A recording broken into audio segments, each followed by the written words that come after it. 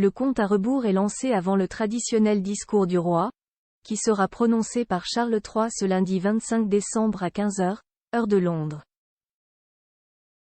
À l'approche de cette seconde allocution depuis le décès de la reine, retour sur son discours de Noël en 2022.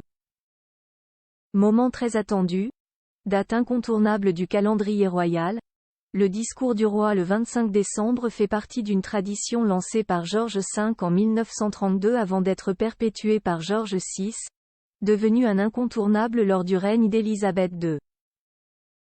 L'année dernière, en 2022, le roi Charles III s'est prêté pour la première fois à cet exercice exceptionnel, non sans une certaine pression puisqu'il s'agissait non seulement du premier discours de l'année prononcé par le roi, mais aussi du premier qui n'a pas été prononcé par la reine Élisabeth II en 70 ans.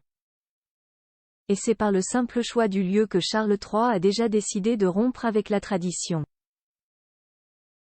Comme pour illustrer une page qui se tourne, le roi s'est rendu directement à la chapelle Saint-Georges, au château de Windsor, pour prononcer son allocution.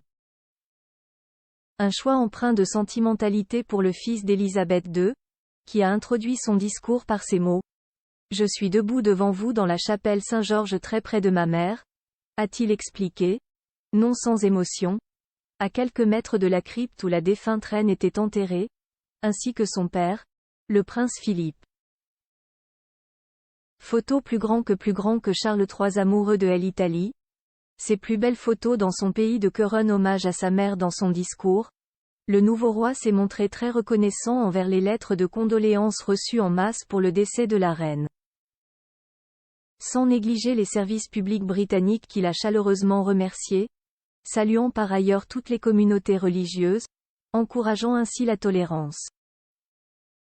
Le père de William et Harry n'a pas manqué d'émouvoir l'Assemblée en ayant une pensée particulière pour sa mère, rappelant à tous qu'avant de perdre une souveraine, Charles III a perdu une maman. Je me tiens ici dans cette magnifique chapelle Saint-Georges au château de Windsor, si près de l'endroit où ma mère bien-aimée, la défunte reine, repose avec mon cher père, a-t-il introduit dans son touchant discours.